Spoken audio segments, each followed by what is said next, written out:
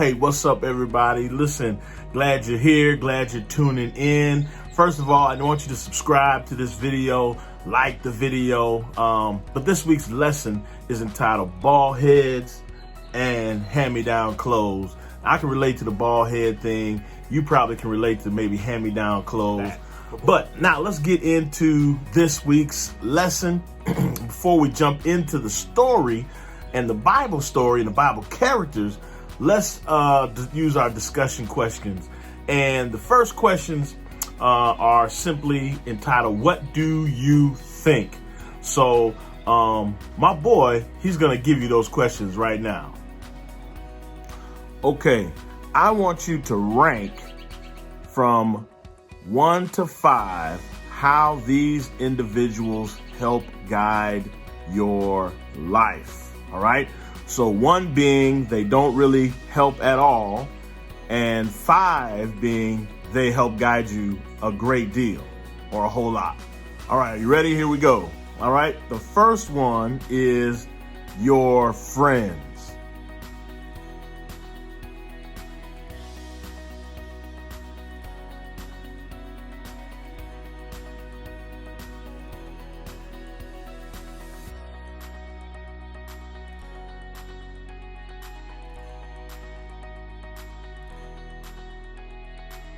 The second one is your mom.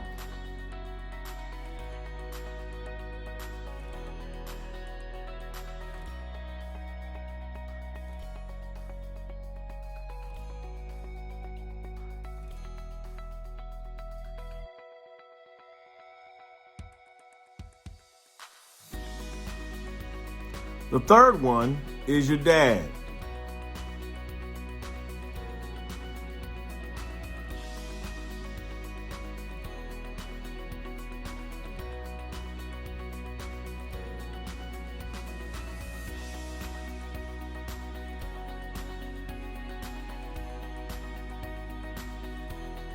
The fourth one is a teacher.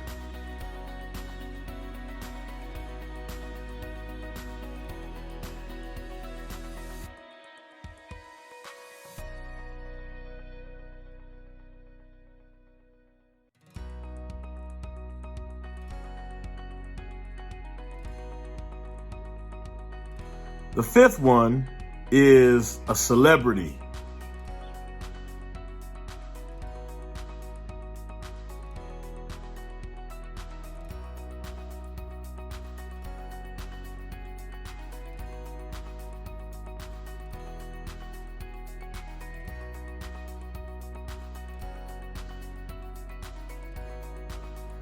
The sixth one is yourself.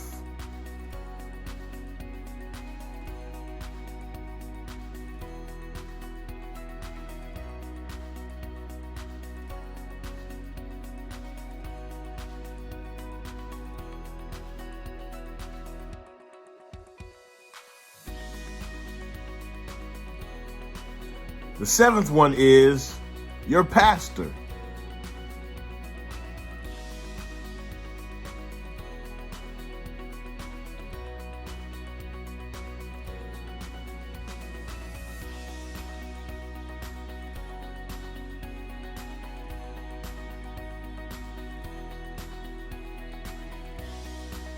The eighth one is maybe another relative.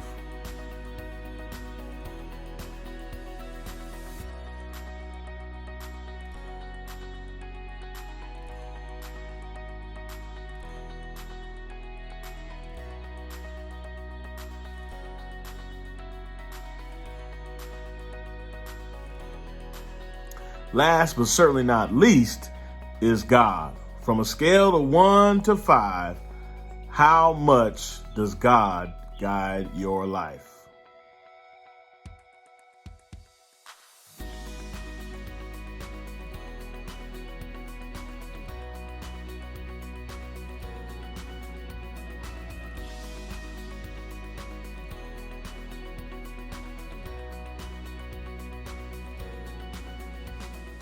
Bald heads and hand-me-downs.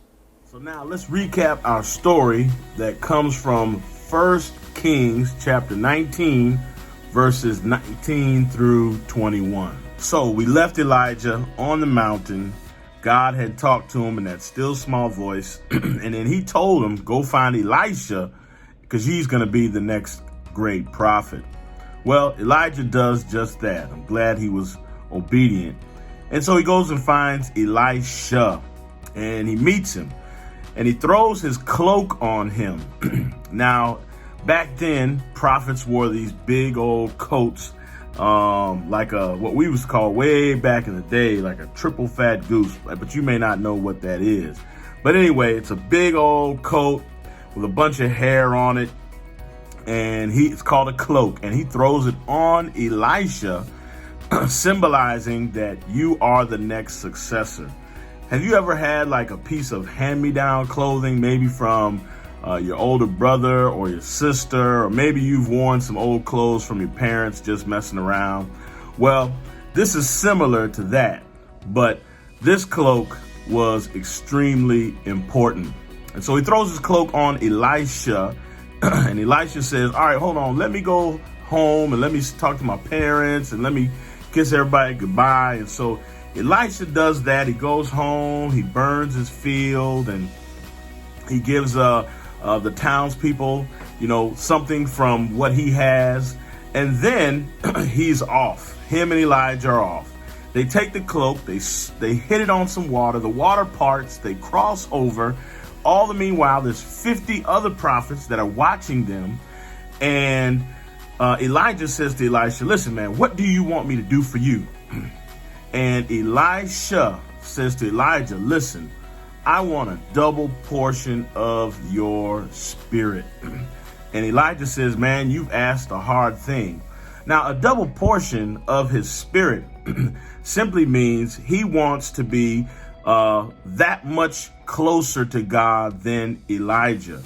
He wants the ability to do even greater things in the name of God than Elijah did. And so there's nothing wrong with wanting to do great things for God. There's nothing wrong with wanting to do even bigger things than people who have done great things before. And so I challenge you today to ask God for a double portion of his spirit. You want a better relationship, a stronger relationship. You want to feel even closer to God than maybe anybody else in your family. And so Elijah tells Elisha, he says, listen, if you see me go off in this chariot, then God has heard your request. And just like that, Elijah was swooped up by a chariot of fire, and he went off to heaven. And that was the symbol that God had answered Elisha's prayer, that he indeed would receive a double portion of his spirit. Now, there's another part to this story, and I'm going to tell you about that in a minute. But before I do, I've asked a couple of my friends and your friends about how they're doing with this whole stay-at-home thing. The first one I have is Kaylee Bird. Hey, Kaylee, why don't you tell us how you're handling this COVID-19 quarantine stay at home? I'm handling quarantine pretty okay so far. Things are starting to get a bit repetitive since we've been on this for a little bit of time.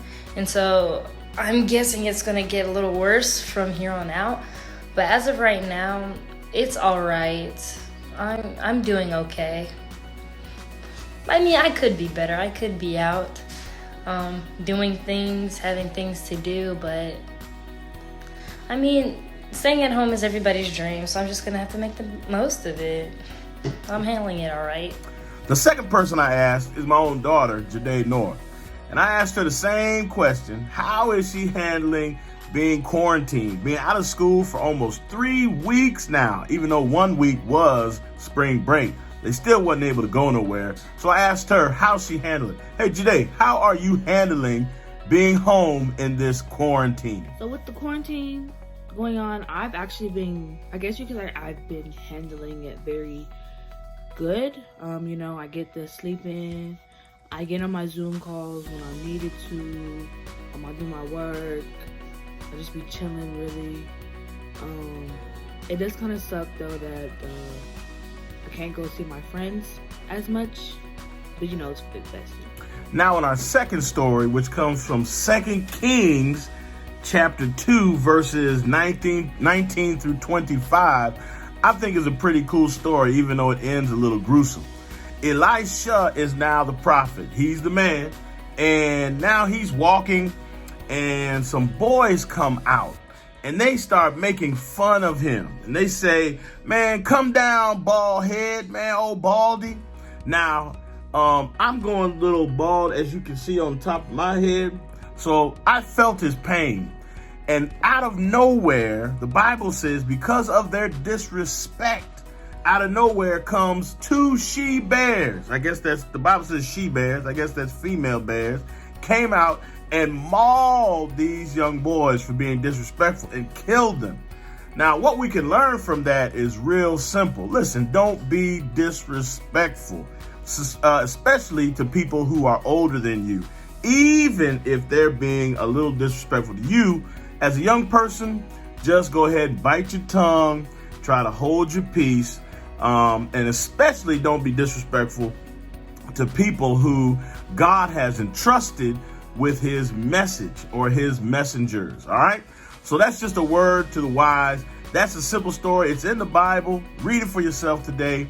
And I think it'll do you some good. Hey, that's this week's lesson. Hope you enjoyed it. Listen, take some time, go to the app again, download the app, or you can go to youthsabbathschoolideas.org and you can look at the lesson. There's something to do for every single day of the week that you can do with your friends, you can do with your family. And parents, take a little time out just to make sure your kids are all right. Pray with them, talk to them about this study, and maybe you can make it into a Sabbath activity, some of the discussion questions. All right. Hey, I'm Pastor Jay North. This is the OUC Addict Sabbath School Recap, Week 2, April 11. All right. And remember to give your pastor, Dr. Bird, wish him happy birthday.